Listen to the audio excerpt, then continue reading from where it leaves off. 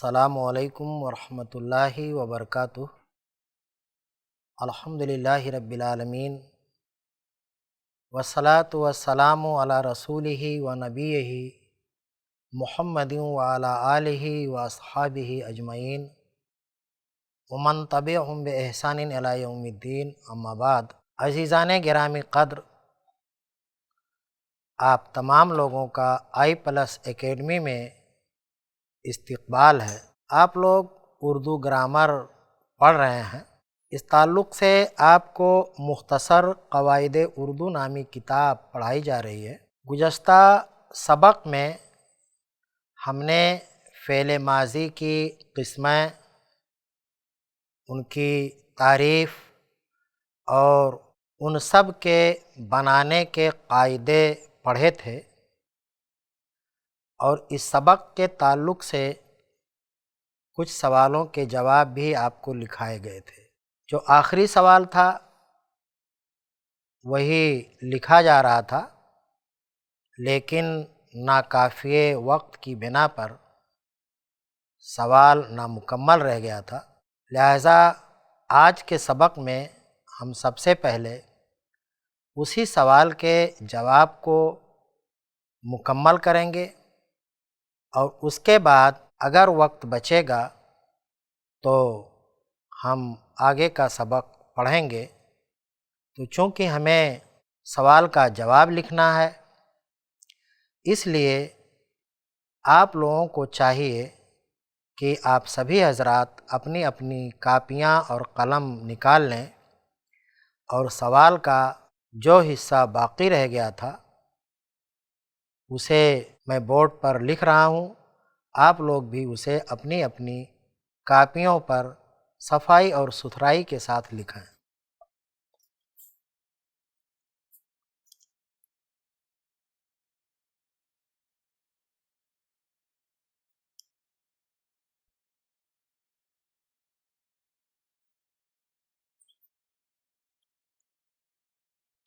ماضی بعید بنانے کا قاعدہ۔ ماضی بعید بنانے کا قاعدہ یہ ہے کہ ماضی مطلق کے آخر میں تھا کا اضافہ کر دیں تو ماضی بعید بن جائے گا۔ جیسے آیا سے آیا تھا، کھایا سے کھایا تھا، پیا سے پیا تھا، سنا سے سنا تھا، سویا سے سویا تھا، وغیرہ۔ نمبر 4، ماضی استمراری یا ماضی ناتمام بنانے کا قاعدہ۔ ماضی استمراری یا ماضی ناتمام مصدر سے بنتا ہے۔ اس کے بنانے کا قاعدہ یہ ہے کہ مصدر کے آخر سے مصدر کی علامت کو حذف کر دیں اور آخر میں تا تھا یا رہا تھا کا اضافہ کر دیں تو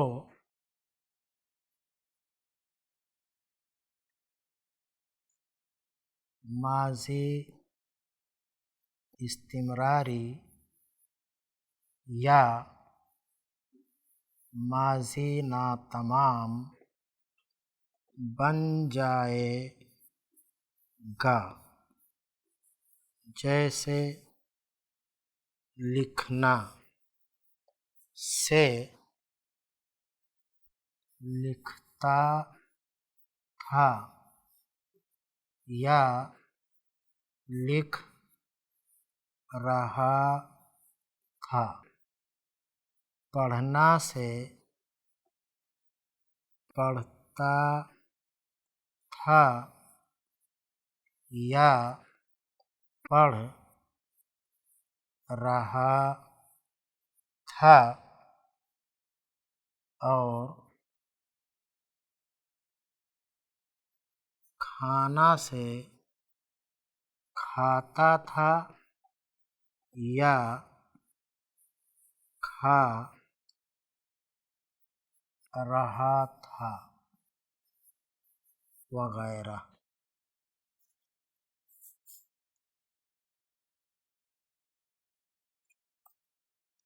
نمبر 5، ماضی شک کی یا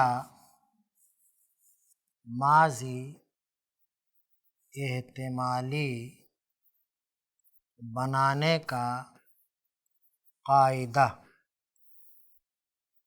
ماضی شکی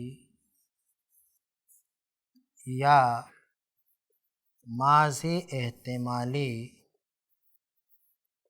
بنانے کا قاعدہ یہ ہے کہ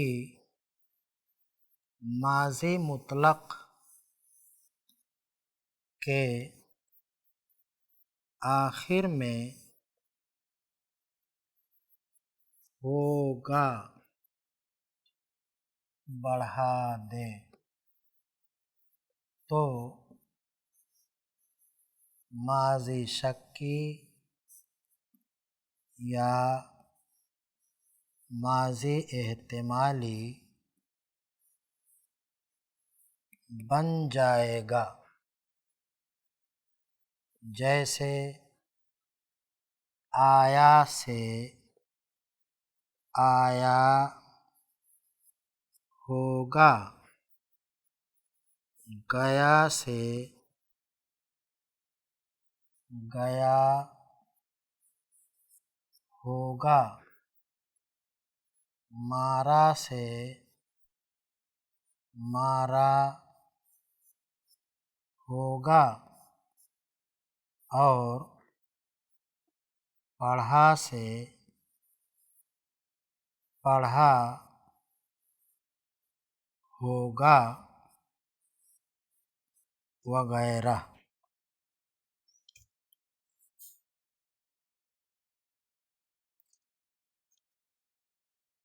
نمبر 6، ماضی شرطی یا ماضی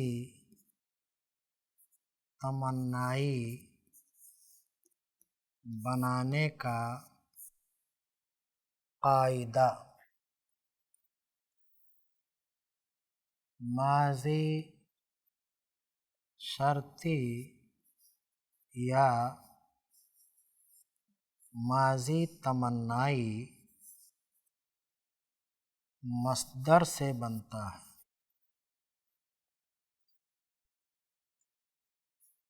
اس کے بنانے کا قاعدہ یہ ہے کہ مصدر کے آخر سے علامت مصدر کو حذف کر دیں اور اس کے بعد آخر میں تا کا اضافہ کر دیں تو ماضی شرطی یا ماضی تمنائی بن جائے گا، جیسے کاش وہ گیا ہوتا، اگر وہ محنت کرتا تو پاس ہو جاتا، اور کاش احمد نے خط لکھا ہوتا، یا کاش احمد خط لکھتا، کاش احمد خط لکھتا وغیرہ۔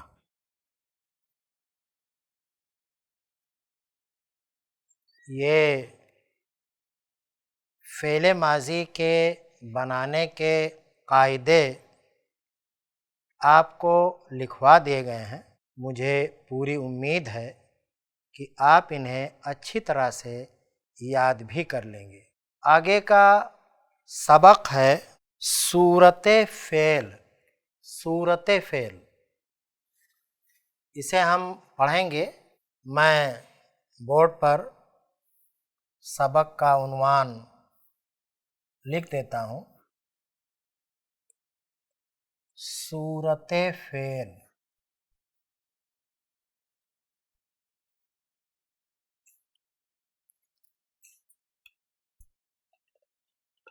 دیکھیے، فعل کی 4 صورتیں ہوتی ہیں۔ فعل کی 4 صورتیں ہوتی ہیں۔ نمبر 1 خبری صورت، نمبر 2 شرطی صورت، نمبر 3 امری صورت، اور نمبر 4 صورت غیر مقید۔ یہ خبری صورت کیا ہوتی ہے؟ اس کی مثال میں صاحب کتاب نے لکھا ہے کہ جیسے حامد آیا، کیا خالد جائے گا؟ کیا خالد جائے گا؟ اس کی وضاحت کرتے ہوئے صاحب کتاب لکھتے ہیں، ان مثالوں میں افعال کسی واقعہ کی خبر دے رہے ہیں یا کسی کے متعلق دریافت کر رہے ہیں۔ کہہ رہے ہیں کہ فعل کی ایسی صورت کو خبری صورت کہتے ہیں، یا تو کسی واقعہ کی خبر دی جائے یا کسی معاملہ کے بارے میں پوچھا جائے، دریافت کیا جائے، تو ان دونوں صورتوں کو ایک ساتھ خبری صورت کہا جاتا ہے۔ اور دوسری صورت جو ہے جس کا نام ہے شرطی صورت، تو کہہ رہے ہیں کہ جیسے کاش میں نہ جاتا، یا محنت کرو گے تو کامیاب ہوگے۔ تو آپ دیکھیں کہ ان دونوں مثالوں میں یا تو تمنا کا اظہار ہوتا ہے یا شرط معلوم ہوتی ہے۔ پہلی مثال میں آرزو ہے کاش میں نہ جاتا تو یہ معاملہ نہ ہوتا۔ اور دوسرا جو جملہ ہے، دوسری جو مثال ہے اس میں ہے کہ محنت کرو گے تو کامیاب ہوگے، تو یہ شرط ہے اس میں۔ تو معلوم یہ ہوا کہ ایسا فعل کی ایسی صورت جس میں شرط یا تمنا پائی جائے، کوئی غرض اس میں ہو، تو ایسی صورت کو شرطی صورت کہتے ہیں۔ تیسری صورت جس کا نام ہے امری صورت، اس کی مثال میں آپ کی کتاب میں لکھا ہوا ہے کہ یہ کام کرو، یہ کتاب مجھے دو۔ کریں ان مثالوں میں حکم اور التجا کے معنی پائے جا رہے ہیں۔ حکم کا معنی پایا جا رہا ہے، اور امر، میں نے آپ کو بتایا تھا کہ امر کے معنی ہی ہوتے ہیں حکم کے۔ تو جس فعل میں کسی کام کے کرنے کا حکم دیا جائے یا جس فعل کے ذریعے کوئی گزارش کی جائے، کوئی التجا کی جائے، تو فعل کی اس صورت کو امری صورت کہتے ہیں۔ نمبر 4 ہے صورت غیر مقید۔ صورت غیر مقید کہہ رہے ہیں کہ کام کا کرنا یا ہونا بلا قید زمانہ پایا جاتا ہو، تو ایسی صورت کو صورت غیر مقید کہتے ہیں۔ یعنی نہ تو اس میں فعل ماضی پایا جاتا ہو اور نہ ہی اس میں فعل حال پایا جاتا ہو، نہ اس میں فعل مستقبل پایا جاتا ہو، نہ پاسٹ ہو، اور نہ جو ہے اس میں پریزنٹ ہو، اس میں جو ہے فیوچر ہو، کوئی زمانہ اس میں نہ پایا جاتا ہو، تو فعل کی ایسی صورت کو صورت غیر مقید کہتے ہیں۔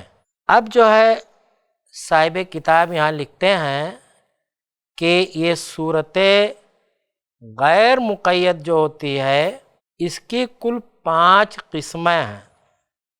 صورت غیر مقید کی کل 5 قسمیں ہیں۔ پہلی قسم کا نام ہے مصدر، دوسری قسم کا نام ہے حاصل مصدر، تیسری قسم کا نام ہے اسم فاعل، چوتھی قسم کا نام ہے اسم مفعول، اور 5ویں قسم کا نام ہے اسم حالیہ۔ اسم حالیہ۔ تو اب ہم یہ معلوم کریں گے کہ یہ مصدر کیا ہوتا ہے۔ حالانکہ آپ خوب اچھی طرح سے جانتے ہیں کہ مصدر جو ہے یہ کس اسم کو کہا جاتا ہے۔ بہرحال ایک بار ہم پھر سے اسے سمجھتے ہیں۔ مثال دے رہے ہیں کہ جیسے کھیلنے سے صحت بنتی ہے، میں ٹہلنا پسند کرتا ہوں، رات میں لکھنے سے آنکھ متاثر ہوتی ہے۔ کہہ رہے ہیں ان مثالوں میں کھیلنے، ٹہلنا، لکھنے وغیرہ مصدر ہیں۔ مصدر کی علامت یہ ہے کہ اس کے آخر میں نا یا نے ہوتا ہے، کہ مصدر کیا ہوتا ہے، اس کی علامت کیا ہوتی ہے، اس کی پہچان کیا ہوتی ہے۔ بہرحال صورت غیر مقید کی جو دوسری قسم ہے اس کا نام ہے حاصل مصدر۔ یہ آپ کے لیے ایک نئی چیز ہے، حاصل مصدر۔ کہہ رہے ہیں جیسے مثال دے رہے ہیں کہ جب مجھے تنہائی میں گھبراہٹ ہوتی ہے، جیت خوشی کی علامت ہے، لوٹ مار بد امنی کو ہوا دیتی ہے، لوٹ مار بد امنی کو ہوا دیتی ہے۔ یہ 3 مثالیں یہاں پر لکھی ہوئی ہیں۔ کہہ رہے ہیں کہ ان مثالوں میں دیکھیے ایک لفظ ہے گھبراہٹ، پہلی مثال میں ہے گھبراہٹ، دوسری مثال میں ہے جیت، اور تیسری مثال میں ہے لوٹ اور مار۔